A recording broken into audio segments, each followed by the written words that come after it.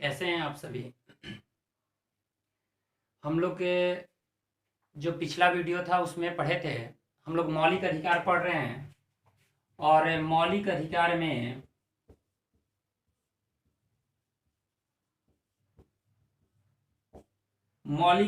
में हम लोग पढ़ रहे थे समता का अधिकार।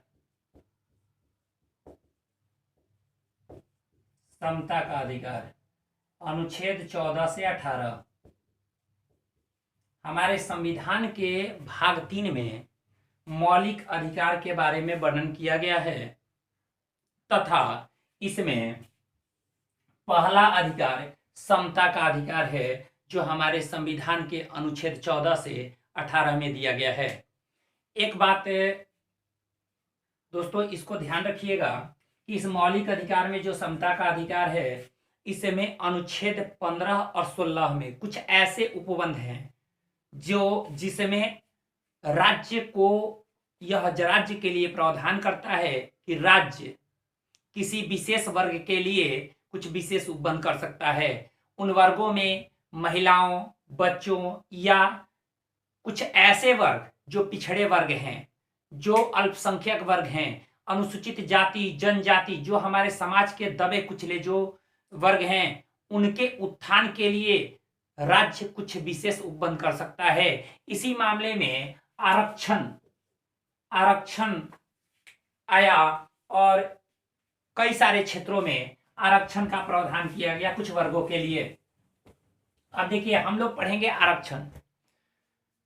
हमारे संविधान के जब संविधान का निर्माण हो रहा था तो संविधान के निर्माण के समय हमारे संविधान के नीति निर्माताओं के मस्तिष्क में यह बात थी कि हमारे समाज के कुछ ऐसे वर्ग हैं जो अत्यंत पिछड़े वर्ग हैं, जो आर्थिक एवं सामाजिक राजनीतिक रूप से पिछड़े हुए हैं और उनके उत्थान के लिए अनिवार्य है कि उन्हें कुछ न कुछ ऐसा आरक्षण प्रदान किया जाए जिससे कि उनका उत्थान हो सके। इस चीज को ध्यान में रखते हुए जनवरी 1953 में इस बात को ध्यान में रखते हुए जनवरी 1953 में पिछड़ा वर्ग आयोग का गठन किया गया।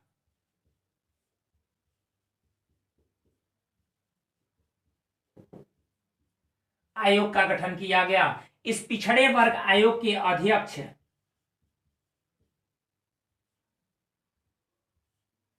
काका कालेलकर थे।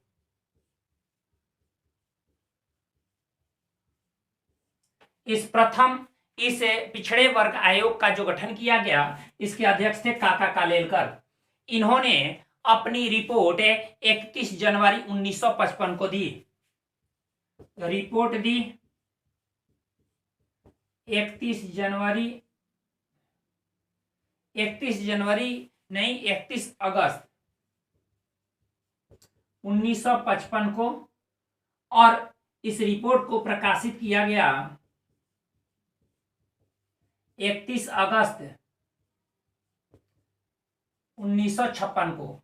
जब इस रिपोर्ट को प्रकाशित किया गया तो उस समय हमारे गृह मंत्री हुआ करते थे गोविंद वल्लभ पंत। गृह मंत्री हुआ करते थे गृह मंत्री गोविंद वल्लभ पंत।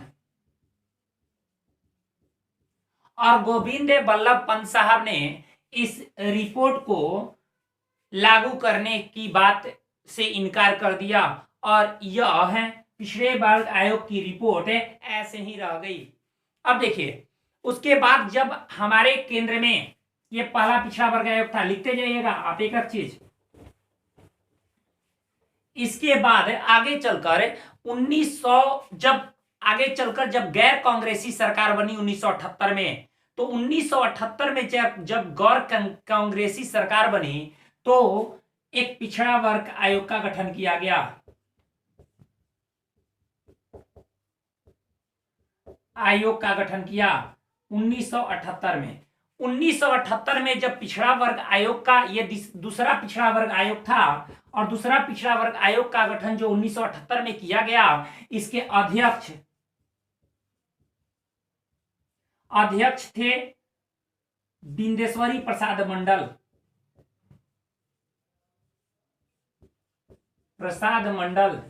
ये बिहार के मुख्यमंत्री भी रह चुके हैं और संसद के सदस्य भी रह चुके हैं। इन्होंने इन्हीं के बिंदेश्वरी प्रसाद मंडल के नेतृत्व में ये मंडल आयोग के नाम से भी जाना जाता है इसे, मंडल आयोग। और इस मंडल आयोग के गठन के बाद मंडल आयोग ने पिछड़े वर्गों के स्थितियों पर ध्यान रखते हुए इसका गठन 20 जनवरी 1978 को किया। 20 दिसंबर को किया गया था, ध्यान रखिएगा। 20 दिसंबर 1978 को द्वितीय पिछड़ा वर्ग आयोग का गठन किया गया था और इसने 12 दिसंबर 1980 को अपनी रिपोर्ट दी। जब इसने रिपोर्ट दी, जब ये गठन किया गया तो उस समय गैर कांग्रेसी सरकार थी, गैर कांग्रेसी सरकार थी। और जब इन्होंने रिपोर्ट दी तो उस समय कांग्रेस की सरकार थी।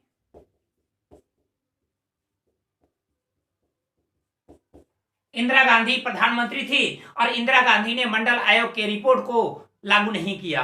ध्यान रखिएगा, इस आयोग ने क्या कहा, मंडल आयोग ने क्या कहा। 20 दिसंबर 1978 को गैर कांग्रेसी सरकार ने इसका गठन किया था बिंदेश्वरी प्रसाद मंडल की अध्यक्षता में, और 12 दिसंबर 1980 को इसने अपनी रिपोर्ट दी। और इस समय कांग्रेस की सरकार थी, इंदिरा गांधी की सरकार थी, और गांधी की सरकार ने इसे लागू नहीं किया। अब मंडल आयोग की बातें क्या थी, पहला चीज ध्यान रखिएगा, मंडल आयोग का गठन हुआ है तो गैर कांग्रेसी सरकार थी, मोरारजी देसाई की सरकार थी, और मोरारजी देसाई की सरकार जल्दी ही गिर गई। ध्यान रखिएगा, जब मंडल आयोग का गठन हुआ था उस समय भारत के प्रधानमंत्री मोरारजी देसाई थे और मोरारजी देसाई की सरकार जल्दी ही गिर गई। इस आयोग के अनुसार पहला चीज क्या था कि हमारे देश में कुल 3743 जातियां पिछड़ी है, कुल 3743 जातियां पिछड़ी है। एक बात ध्यान रखिए, कुल बताया गया कि 3743 जातियां पिछड़ी हैं। दूसरा चीज बताया गया कि इन पहले से अनुसूचित जाति और जनजाति को 22.5% आरक्षण दिया गया था और कहा गया इसमें कि पिछड़े वर्ग को 27% आरक्षण दिया जाना चाहिए। पिछड़ा वर्ग को 27% आरक्षण की बात की गई थी। तीसरा, पिछड़े वर्ग को 27% आरक्षण की बात की गई थी। चौथा, तीसरा चीज कहा गया कि जमींदारी प्रथा को खत्म करके भूमि सुधार कानून पारित किया जाए।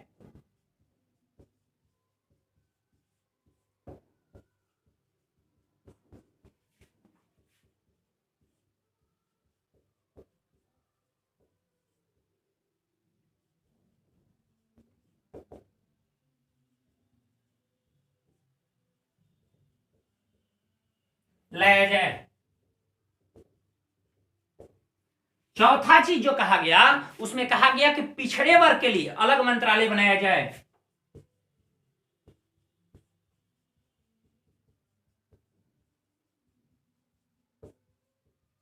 अलग मंत्रालय बनाया जाए। जो पांचवा चीज कहा गया वो कहा गया कि शिक्षण संस्थानों में जो राज्य और केंद्र सरकार के द्वारा संचालित जो शिक्षण संस्थान है उसमें दाखिले हेतु आरक्षण प्रदान किया जाए। राज्य एवं केंद्र सरकार के शिक्षण संस्थानों में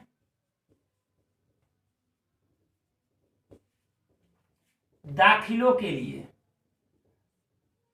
हेतु आरक्षण। छठवां चीज जो कहा गया वो कहा गया पिछड़े वर्गों के लिए आवासीय विद्यालय खोले जाएं।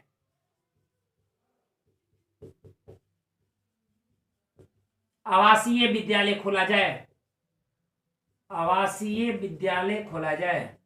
ये सारी बातें की गई कि इस कुल जातियां सूचित की गई कि 3743 जातियां हैं जो पिछड़ी हुई हैं। भारतीय जनसंख्या का कुल 52% बताया गया कि जातियां पिछड़ी हुई है। पिछड़े वर्गों को 27% आरक्षण की बात की गई। पहले से अनुसूचित जाति एवं जनजाति को 22.5% आरक्षण दिया गया था। अगर ये पिछड़े वर्ग को 27% दिया जाता है तो टोटल हो जाएगा 49.5%। और हमेशा से कांग्रेस की सरकार इससे बचती थी। ये तब लागू हुआ जब 1990 में बीपी सिंह की सरकार बनी। ध्यान रखिएगा, ये सब आप नोट करते जाइएगा।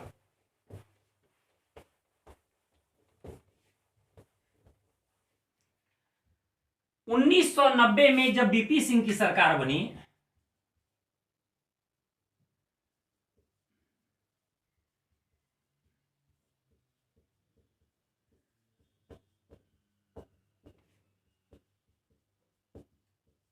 तो बीपी सिंह की सरकार ने 1990 में इसे लागू कर दिया। जब लागू किया तो राष्ट्रव्यापी आंदोलन होने लगे, आंदोलन शुरू हुए और खास करके छात्रों का आंदोलन जोर पकड़ने लगा।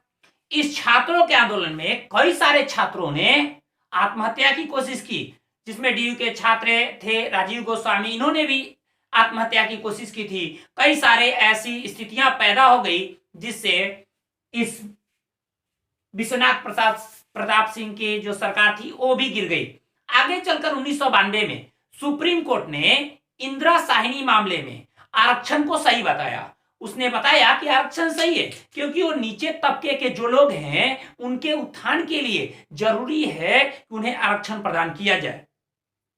आगे चलकर 1995 में 77वें संविधान संशोधन के तहत अनुच्छेद 16(4) में कुछ ऐसे प्रावधान किए गए जिसमें विशेष वर्गों के लिए विशेष उपबंध किया गया। कुछ पिछड़े दबे कुचले वर्ग के लिए विशेष उपबंध किए गए, आरक्षण का प्रावधान किया गया। आगे चलकर 2005 में 93वें संविधान संशोधन में भी कुछ आरक्षण संबंधित प्रावधान किए गए और 2006 में केंद्रीय सरकार ने शैक्षणिक संस्थानों में पिछड़े वर्ग के लिए आरक्षण का प्रावधान कर दिया, जिसके चलते कुल आरक्षण पिछड़े वर्ग और अनुसूचित जाति और जनजाति इन सब को मिलाकर आरक्षण 49.5% हो गया। अभी हाल ही फिलहाल में ध्यान रखिएगा, अभी हाल फिलहाल में जो सामान्य कोटे के जो लोग हैं उनके लिए भी 10% आरक्षण का प्रावधान किया गया था। लेकिन सर्वोच्च न्यायालय ने अपने निर्णय में एक बात कही थी कि आरक्षण 50% से अधिक नहीं दिया जाना चाहिए, जबकि ये सामान्य वर्ग को आरक्षण जब दे दिया गया तो ये 59.5% हो गया। सुप्रीम कोर्ट ने एक बात और कही थी कि आरक्षण सिर्फ जाति या आर्थिक स्थिति पर नहीं होना चाहिए, बल्कि जाति और आर्थिक स्थिति दोनों को ध्यान में रखकर आरक्षण दिया जाना चाहिए। यानी जाति, क्योंकि भारतीय समाज जाति पर आधारित है और जो पिछड़ी जाति के जो लोग हैं उनको आरक्षण दिया जाना चाहिए जिनकी आर्थिक स्थिति खराब है। यानी दोनों को आधार बनाकर ही आरक्षण दिया जाना चाहिए। एक सवाल खड़ा होता है कि आरक्षण कहां तक सही है। अगर कोई भी समाज में किसी घर में कोई कमजोर, अगर घर का कमजोर बच्चा है तो उसे मां ज्यादा ख्याल रखती है, लेकिन मां उसी हिसाब से उसका ख्याल रखती है ताकि उसके दूसरे बच्चे के बीच तनाव न उत्पन्न हो। तो ऐसा नहीं है कि सरकार अगर आरक्षण को अगर लागू कर रही है, आरक्षण दे रही है तो वो गलत है। कमजोर वर्ग के लोगों का उत्थान के लिए आवश्यक है आरक्षण, लेकिन इस आरक्षण में राजनीतिकरण नहीं होना चाहिए। ये आरक्षण सामाजिक स्थिति, आर्थिक स्थिति में जो पिछड़ेपन है उसको ध्यान में, सामाजिक न्याय को ध्यान में रखकर किया जाना चाहिए, न कि वोट बैंक की राजनीति के लिए इसको किया जाए। तो इन सारी चीजों को आप ध्यान में रखकर इसका एक आप नोट्स तैयार कीजिएगा। आरक्षण पर, आरक्षण संबंधित जो भी मामले हैं उसे आप नोट्स तैयार कीजिएगा। आप लोगों से मिलते हैं हम अगले वीडियो में। धन्यवाद।